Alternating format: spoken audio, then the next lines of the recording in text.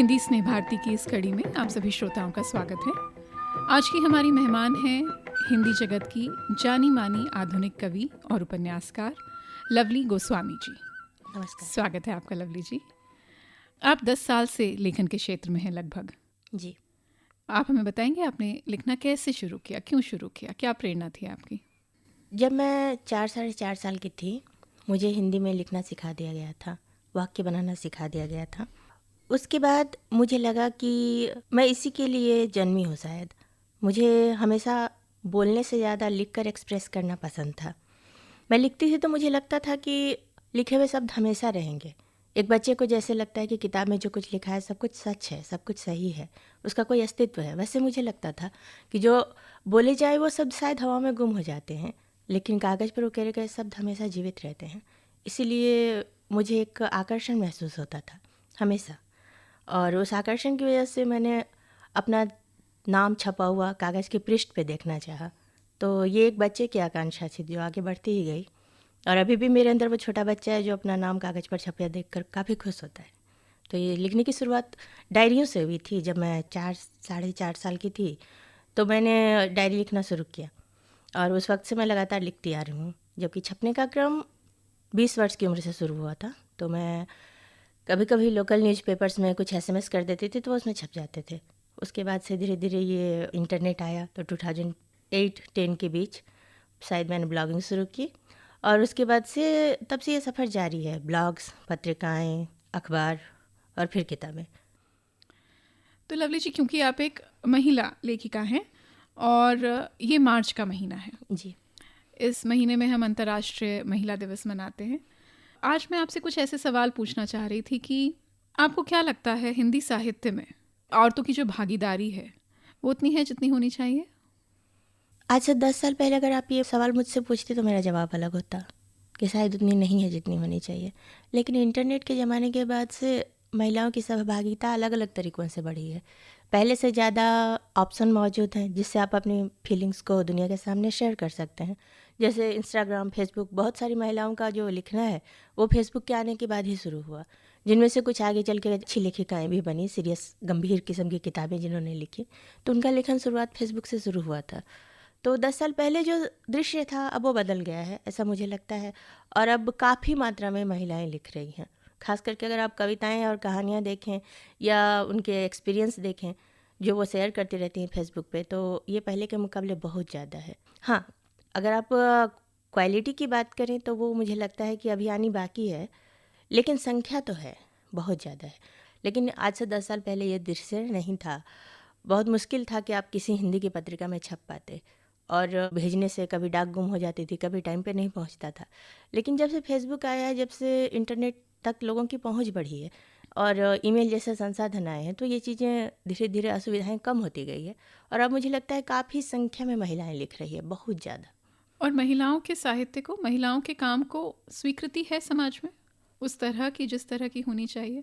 क्योंकि मैंने कहीं पढ़ा, कहीं सुना रिसेंटली कि ऐसे हमारी ज़िंदगी के कई पहलू हैं, कई मुद्दे हैं जिन पर औरतों की आवाज़ अभी भी ठीक नहीं मानी जाती या उसे लोग खुले मन से स्वीकार नहीं करते। हमारा जो समाज है वो समाज ही पेट्रियार्कल है। तो यहाँ चाहे खेल हो या साहित्य हो, हर जगह पुरुष तो बहुत ज़्यादा मात्रा और संख्या में रहेंगे, और उन्हीं की वॉइस को प्राथमिक वॉइस माना जाएगा। लेकिन जो हमारा इंटरफेरेंस है वो मुझे नहीं लगता किसी तरह से कम है। जब मनु भंडारी, कृष्णा सोबती, ये सब लेखिकाएँ लिख रही थी, उस वक्त भी लिख रही थी, और हमारी पीढ़ी में तो बहुत सारी लेखिकाएँ हैं जो अब लिख रही हैं।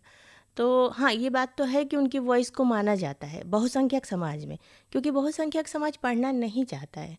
किताबें शायद ही आप किसी भारतीय घर में देखेंगे उस संख्या में, जिस संख्या में कि उनके पास मूवीज़ का कलेक्शन हो, जिस संख्या में उनके पास पत्रिकाएं आती हो। पर अब तो पत्रिकाएं भी खैर नहीं आती। पत्रिकाएं भी जिस संख्या में आती थी उस संख्या में साहित्य की किताबें किसी सामान्य घर में देखने को नहीं मिलती। मूवीज़ लोग देखने में 300 रुपये से लेकर 1000 रुपये तक के टिकट लगा सकते हैं मल्टीप्लेक्स में, लेकिन एक 300 रुपये की किताब उनको बहुत ज़्यादा महंगी लगती है। तो मुझे लगता है कि अगर बहुसंख्यक लोगों की बात सुने तो हमेशा से ये होता है, वो कला हो, साहित्य हो, विज्ञान हो, हर जगह पुरुषों का वर्चस्व रहा है। लेकिन धीरे धीरे ये वर्चस्व टूट रहा है, और मुझे लगता है कि आगे भी टूटेगा। अब आपने पेट्रियार्की की बात की तो 2015 में आपने एक निबंध लिखा था। जी, निबंध की किताब लिखी थी। उसका टॉपिक कुछ सेक्सुअलिटी, मेट्रियार्की, इंडियन मिथ्स। प्राचीन भारत में मातृसत्ता एवं यौनिकता। उसके बारे में कुछ बताएंगी? जी, वो मिथकों पर लिखी गई एक किताब थी। अगर आप इस समाज में मौजूद अभी कर्मकांडों को या फिर नारी शक्तियों की पूजा को देखते हैं तो उनमें से प्राचीन समाज में जो मातृसत्ता रही है उसके कौन से चिन्ह नज़र आते हैं, वो इसी का विवेचन करने के लिए लिखी गई किताब थी। तो जैसे आप देखिए, नवरात्रों की पूजा हमारे यहाँ होती है, तो पूजा के दौरान ऐसे कौन से चिन्ह हैं, ऐसे कौन से सिंबल्स हैं या रिचुअल्स हैं जो उसको एंशिएंट मैट्रियार्की से जोड़ते हैं, इसी बात का विवेचन करते हुए मैंने वो किताब लिखी थी। तो वो काफ़ी शोधपरक पुस्तक थी जिसमें मैंने महाविद्याओं के बारे में लिखा था, तंत्र शास्त्र के बारे में लिखा था। और मेरा ऐसा मानना है कि आदिम समाज में कहीं ना कहीं मातृसत्तात्मक परिवार और उनकी व्यवस्था रही है जो कि अब धीरे धीरे गुम हो गई है। तो मैंने उन्हीं का विवेचन करने के लिए वो किताब लिखी थी जो 2015 में आई थी। कहते हैं कि साहित्य समाज का आईना होता है। अब इसमें तो कोई दो राय नहीं है कि औरतों की भूमिका समाज में बहुत बदली है। जी, क्या वो चीज़ साहित्य में नज़र आती है? बिल्कुल नज़र आती है।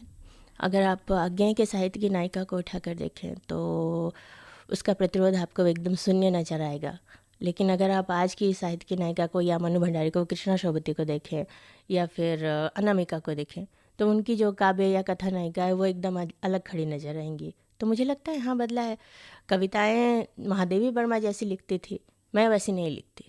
मेरे काव्य की नायिका के पास उसके रोज़मर्रा के बहुत सारे अलग अलग कामों के बारे में उसके नज़रिए हैं, उसकी अपनी सोच है।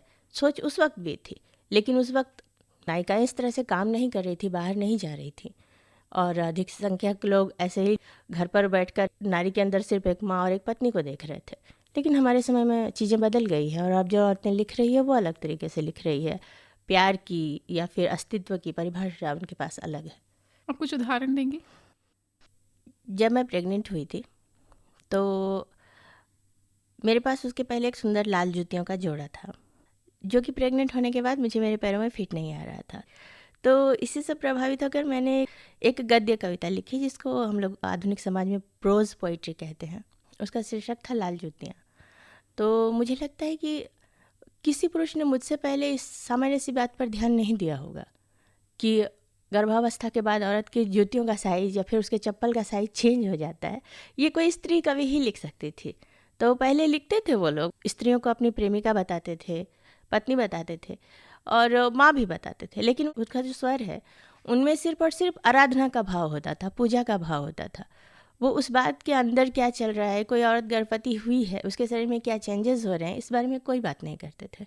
तो मुझे लगता है कि मैंने जब ये कविता लाल जूतियाँ लिखी तो मुझे काफ़ी सरप्राइज लोगों के मैसेज आए कि अच्छा ऐसा भी होता है। ये तो एक मामूली सी बात है कि किसी महिला का जूती का साइज एक दो इधर उधर आकार में बढ़ जाए या घट जाए, लेकिन उनको ये नहीं पता था कि ऐसा होता है।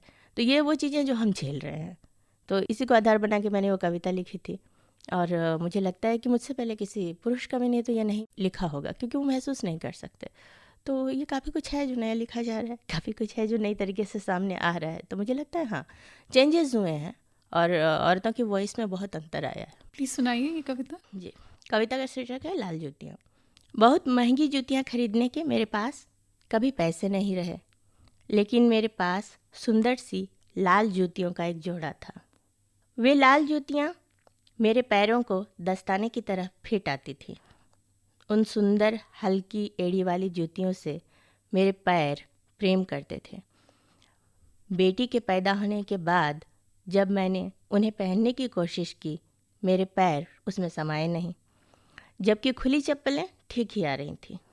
मुझे लगा डिलीवरी के बाद पैरों में वाटर रिटेंशन और मोटापे की वजह से जूतियाँ नहीं पहन पा रही हूँ। समय के साथ ये सब भी चले गए, पैर पतले हो गए, लेकिन लाल जूतियाँ अब भी पैरों में नहीं आ रही थी। मैंने गूगल सर्च किया, अपने डॉक्टर से बात की। उन्होंने बताया बच्चे के पैदा होने के बाद औरत की हड्डियाँ कई बार हमेशा के लिए फैल जाती हैं। इससे अब आपको पहले से 1 या 2 साइज बड़ी जूतियों की ज़रूरत होगी। मेरे पास अच्छी तरह फिट होने वाली कुछ और जूतियाँ थीं। लाल जूतियों के साथ उनमें से कोई मुझे फिट नहीं आई। अब आगे से मुझे नई जूतियों की ज़रूरत होगी। यह सोचकर मैंने लाल जूतियाँ दान कर दी। लेकिन फिर मैंने लाल जूते नहीं खरीदे। मेरा मन अब खरीदने का नहीं कर रहा, मुझे पुरानी जूतियाँ याद आ रही हैं। मैं हमेशा कहती थी, इंसान के पास एक जोड़ी लाल जूते तो होने ही चाहिए। अब मेरे पास लाल जूते नहीं हैं, जिंदगी का कोई हिस्सा खाली है। मैं यह कहकर खुद को दिलासा देती हूँ कि संसार में न जाने कितने ही लोगों के पैर एकदम खाली हैं। मुझे इस बात का एहसास भी है कि कम से कम मेरे पास चप्पलें तो हैं, लेकिन अब भी मैं जहाँ लाल जूते देखती हूँ, मेरी नज़र वहाँ ठहर जाती है। बहुत सुंदर, ठीक कह रहे थे आप। ये बात एक औरत ही कह सकती है। लवली जी, 2019 में आपका एक कविता संग्रह आया था, जी उदासी मेरी मातृभाषा है। जी इसके लिए आपको केदार स्मृति पुरस्कार भी दिया गया 2022 में। जी। तो इस पुस्तक के नाम के बारे में ज़रा बताइए, क्यों है उदासी आपकी मातृभाषा? ओरहान पामुक की एक किताब है, माय नेम इज़ रेड। उसमें एक बहुत प्यारी पंक्ति है कि दुख हमें ज़िंदगी से बचाता है। तो मुझे जब भी मैं ये पढ़ती हूँ तो मुझे लगता है कि ये कैसी एक लाइन है कि दुख आपको ज़िंदगी से कैसे बचाता है। आप फ़र्ज़ कीजिए कि आप जब सड़क पर निकलते हैं और आपके चारों ओर बस शोर ही शोर है। हर किसी को यहाँ पे अपने जीवन में संघर्ष करना पड़ रहा है। उसके सामने ऐसी स्थितियाँ हैं कि कभी वो कार्यस्थल में अपमानित हो रहा है, कभी बिना वजह किसी तरह की प्रताड़ना झेल रहा है। तो उदासी जो है या फिर दुख जो है वो आपको उदास करता है या फिर आपके साथ हुए किसी अन्याय को रिफ्लेक्ट करता है, लेकिन आपको एक कवच भी देता है अपने आप में घुसकर बैठ जाने की। जैसे कि कोई बहुत ही घायल पशु हो और उसे लगता है कि अब वो भाग दौड़ नहीं कर पाता, संसार में जाकर अपने लिए शिकार नहीं खोज पा रहा, तो वो अपने गुफा में जाकर बैठ जाता है और फिर वो अपने घाव के ठीक होने का इंतज़ार करता है। धीरे धीरे उसका शरीर, उसका घाव बढ़ता है और वो वापस आता है।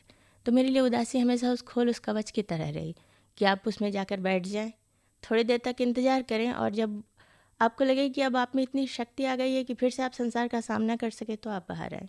वैसे किताब का शीर्षक उदासी मेरी मातृभाषा है। ये एक कविता की पंक्ति है और इसकी कविता का शीर्षक आलाप है, तो वो उस कविता की एक पंक्ति से शीर्षक को लिया गया है। तो वो हमेशा उदासी या दुखी होता है जो आपकी ज़िंदगी को बचाता है, क्योंकि अगर आप हर वक्त खुश रहने की कोशिश करेंगे तो आप अपने आप को धोखा देंगे। तो एक तरह से उदासी को मानना, उसका स्वीकरण करना मुझे लगता है कि काफ़ी सही है और यथार्थ के ज़्यादा करीब है।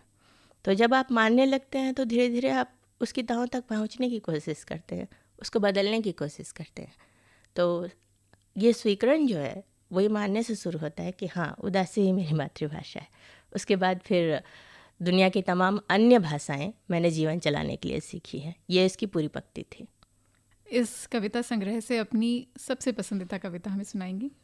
जी, कविता का शीर्षक है आदतें जैसी मैंने देखी। पत्ती कांप कर एक सांस खींचती है, फिर गिर जाती है। पत्ती कांप कर एक सांस खींचती है, फिर गिर जाती है। हरापन एक आदत है, बदरंग होकर गिर जाना एक फैसला। कुछ इच्छाओं को हमने कभी नहीं पहना, वे वार्डरोब में पड़ी पड़ी बदरंग हो गई। जिन इच्छाओं को हम जी भर पहन कर घूमे, वे अब कई जगह से फट गई हैं। एक पत्थर इसलिए खफा है कि नदियों ने उससे किनारा कर लिया। एक दीवार दीमकों से डरकर असमय खुद को ढहा लेना चाहती है। काया के तल में गहरे बैठता जाता है दुख, इसलिए उम्र बढ़ने के साथ आदमी धीमा हो जाता है। चलते समय उसके पाँव जमीन पर नहीं पड़ते, खुशियाँ आदमी को हल्का कर देती हैं। हम ऐसी जलधार हैं जिन्हें हिचकियाँ आती है, लेकिन हम अपने मुहानों तक कभी लौट नहीं पाते। एक दिन मैं पत्तों को झिंझोड़ कर जगाऊंगी, उनसे पूछूंगी, क्या तुम परिंदों को देखकर बहक गए थे जब उड़ने के लिए तुमने टहनी से छलांग लगा दी? धन्यवाद लवली जी, बहुत ही सुंदर कविता। और आपका एक उपन्यास आया जी, वनिका, वो फैंटेसी थ्रिलर है जी। तो इसकी प्रेरणा आपको कहाँ से मिली? फैंटेसी लिखने वाली औरतें बड़ी कम होती हैं। हाँ, ये आप कह सकते हैं कि कम होती है, खासकर हिंदी में तो बिल्कुल ही कम होती हैं। लेकिन मुझे बचपन में चार्ल्स डिकेंस पसंद थे, बहुत ज़्यादा पसंद थे। उनकी नावल डेविड कॉपरफील्ड मेरी प्रिय नावल है। और उसके अलावा मुझे अलिफ लैला की कहानियाँ पसंद थी, 1001 नाइट्स काफ़ी पसंद थी, अरेबियन नाइट्स। तो मुझे लगता है मुझे प्रेरणा वहीं से मिली है। मुझे लगता है कि यथार्थ में कई सारी ऐसी बातें होती है जिसको आप सीधे नहीं कह सकते, लेकिन जब उसको कल्पना का सहारा मिलता है तो वो कहने में आसान हो जाती है। इसी के लिए मैंने फैंटेसी थ्रिलर की विद्या को चुना। मुझे काफ़ी अच्छा लगता है कि कोई एक ऐसा किरदार जो सदियों से जिंदा हो उन बातों को अच्छे तरीके से कह सकता है कि जो एक साधारण मनुष्य कंक्लूजन की श्रेणी में या फिर कंक्लूजन के शिल्प में नहीं कह सकता। तो अगर आप एक किरदार ऐसा माने जो अश्वत्थामा है, जो सदियों से जीवित है, तो वो संसार को देखेगा और जब उसके बारे में बात करेगा तो उसकी जो आवाज़ होगी वो एकदम अलग होगी उस मनुष्य से जो कि अभी जीवित है और कहीं किसी जगह पर बैठकर किसी कार्यालय में कार्य कर रहा है। तो दोनों की आवाज़ में फ़र्क होगा, वहाँ पर फिलॉसफी को एक्सप्लोर करने की जो ताकत होगी वो ज़्यादा मिलेगी। इसीलिए मैंने फैंटेसी थ्रिलर को चुना। एक आखिरी सवाल लवली जी। जी। आज के दिन में, मॉडर्न दुनिया में, भारत में एक महिला हिंदी लेखक होने के नाते आप खुश हैं, संतुष्ट हैं? ये एक अच्छा प्लेटफॉर्म है, अच्छा स्टेज है, वो सब है जो एक हिंदी महिला लेखक चाह सकती है? आपने जो सवाल पूछा उसमें महिला लेखक कहा आपने, तो बतौर महिला या फिर बतौर लेखक, अगर मैं इन दोनों बातों पर बात करूं तो, दोनों शब्दों पर बात करूं तो मुझे लगता है हिंदी लेखक जो होता है वो दुनिया का सबसे बेचारा प्राणी है, क्योंकि जनरली हिंदी में लिखने के हमें कुछ खास पैसे नहीं मिलते। अगर आप लिख रहे हैं तो आपके अंतर्करण की प्रेरणा है, आप उसके लिए लिख रहे हैं। अगर आपको कुछ शेयर करना है, आपके मन में कोई बात है जो आप चाहते हैं दुनिया तक पहुँचे, तो आप अगर ये लक्ष्य बनाकर लिखते हैं तो फिर ये एक बात है। लेकिन अगर आप उसे जीविका का साधन बनाना चाहें तो ये बहुत मुश्किल है। इसी वजह से मुझे कॉर्पोरेट में काम करना पड़ रहा है। तो मुझे लगता है कि लेखक के लिए ये बात शायद आज नहीं, हर सदी में हर समय में लागू होती रही है। लेकिन जैसी हमारी भाषा है, यहाँ पे लोग किताबें पढ़ना बहुत कम पसंद करते हैं, जबकि अंग्रेजी वाली जो लेखिकाएं होती हैं, लेखक होते हैं, उनके सामने ये होता है कि वो सिर्फ लिख कर अपना घर चला सकें। लेकिन हमारे लिए ये बात कभी नहीं होती। हम अगर चाहें कि हम सिर्फ कविता, कहानी या निबंध लिख कर भी घर चला लें तो ये नहीं संभव है। तो जीविका उपार्जन के लिए ये बहुत ही कठिन है। तो मैं खुश हूँ या नहीं हूँ, अगर मैं एक मनुष्य की तरह कहूँ कि मैंने लिखना क्यों शुरू किया था, क्योंकि मुझे कुछ शेयर करना था, तो हाँ, इस बात की मुझे खुशी है। मैं खुश हूँ कि मैं अपनी बातें कह पा रही हूँ। भले ही कभी कभी ऐसा होता है कि मुझे ऑनलाइन प्लेटफॉर्म पर कई किस्म की गालियाँ, अपशब्द, ये सब सुनने पड़ते हैं, लेकिन फिर भी मैं खुश हूँ, क्योंकि मैंने देखा है कि अभी भी कुछ खाड़ी कंट्रीज़ में औरतों को अपनी बात कहने की आज़ादी नहीं है, लेकिन फिर भी हमारे देश में अपेक्षाकृत कुछ अधिक आज़ादी है। तो इसके लिए मैं खुश हूँ। मुझे लगता है कि हिंदी के पाठकों को थोड़ा और जिम्मेदार होना चाहिए, उनको पढ़ना चाहिए, और अगर वो पढ़ेंगे तो अनुवादक, लेखक जैसे लोगों को काम मिलेगा।